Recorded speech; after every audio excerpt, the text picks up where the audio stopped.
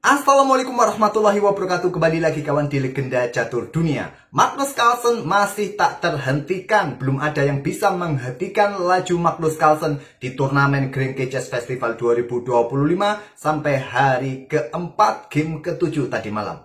Magnus di hari keempat memetik 2 kemenangan kawan atas Awonder Liang pada game ke-6 dan mengalahkan Parham pada game ke-7. Magnus menang waktu atas Parham pada game ke-7. Sekarang Magnus punya 7 poin. Selisih 1 poin penuh atas pesaing terdekatnya ada Rauf Mamedov dan Andrei Espenko. Magnus di game ke-8 nanti akan berjumpa dengan Rauf Mamedov kawan. Seandainya saja Magnus menang mendapatkan 8 poin dan Andrei Espenko remis ataupun kalah dari Vincent Kemmer, maka Magnus bisa ya mengunci gelar juara pada game ke-8 kawan. Kita tunggu saja.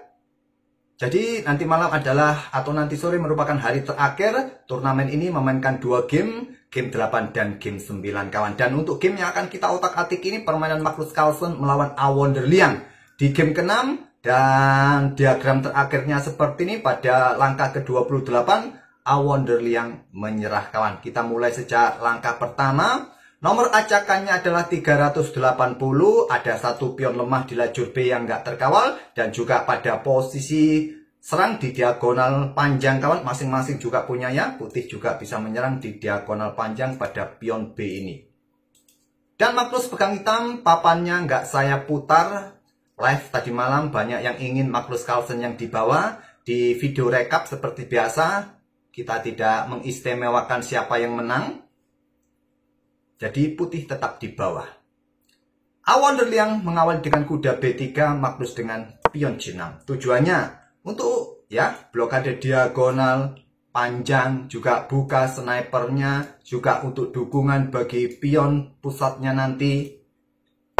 Ada pion C3, Magnus pion G6, buka diagonal panjang sekarang.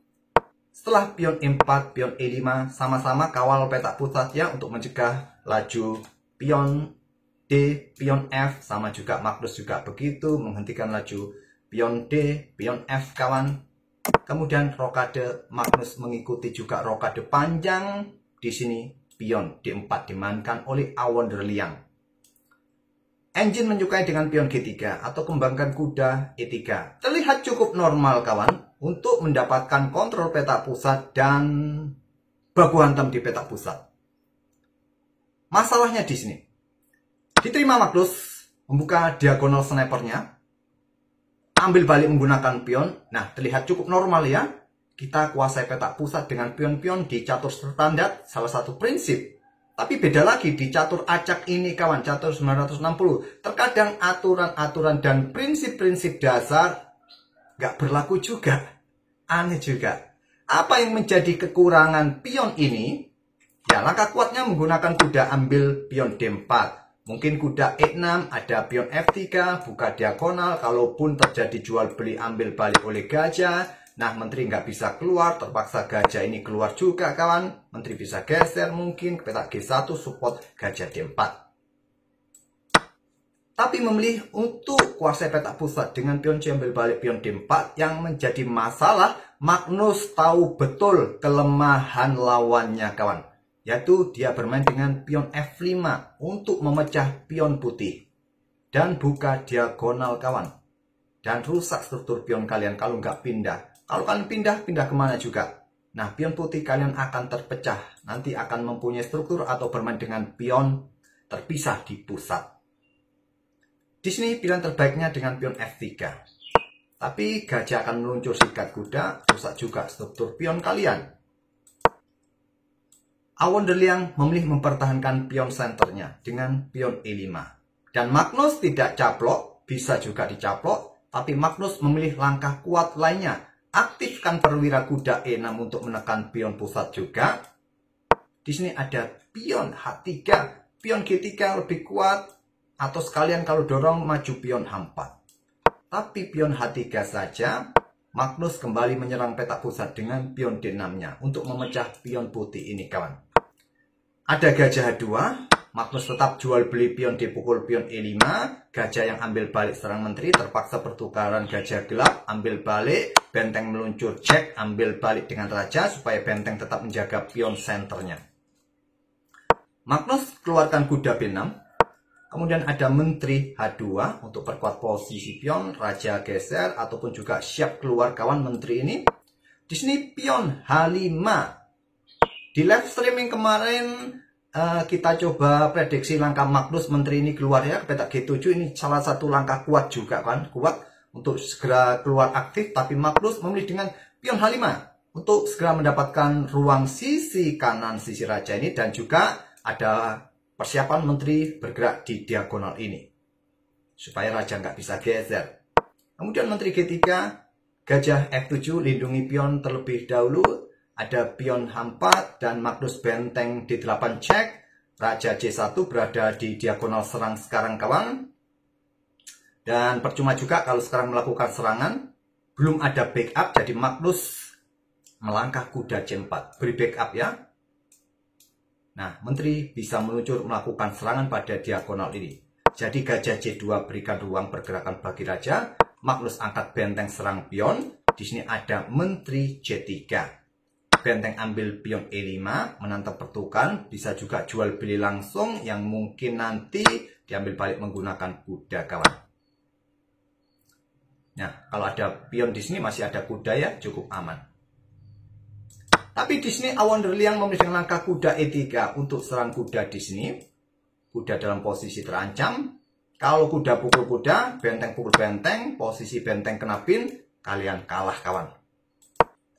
Jadi Magnus melangkah kuda C7, berikan dukungan bagi kuda C4, kuda pukul kuda, benteng pukul benteng cek, menteri ambil balik, gajah ambil kuda C4. Magnus sementara unggul satu pion di sisi menteri di lajur C. Sudah cukup buat Magnus sebagai modal permainan endgame. Di sini ada menteri E3, pion B6, blokade ancaman, berikan ruang pergerakan bagi raja. Ada kuda D4, serang pion, menteri F6, jaga pion di sini. Kemudian kuda F3. Pion A3 ya, untuk menghindari gajah ini langkah kuatnya kawan. Kalau menteri ambil pion yang di sini, kuda bisa ambil pion yang di sini. Memilih dengan kuda F3, ada gajah ambil pion A2. Nggak perlu khawatir soal jebakan kawan ya. Karena menteri masih berada di diagonal yang bisa mendukung gajah, cek. Raja geser. Gajah B1. Memilih dengan menteri E5 menantang pertukaran. Jangan diterima. Magnus menolaknya. Bermain dengan menteri F7 untuk ya perkuat dukungan bagi gajah. Kalau kalian terima, coba lihat. Garbuan kuda ini menggarbu dua pion kalian. Salah satu pion kalian jatuh. Dan ada potensi juga gajah ini bisa terjebak di langkah berikutnya. Jadi ditolak menteri F7 dari Magnus, kemudian menteri D6 ancam pion, menteri C4 langkah bagus, meninggalkan pion yang di sini siap menusuk di sini, ada gajah juga untuk siap berada di gajah di sini.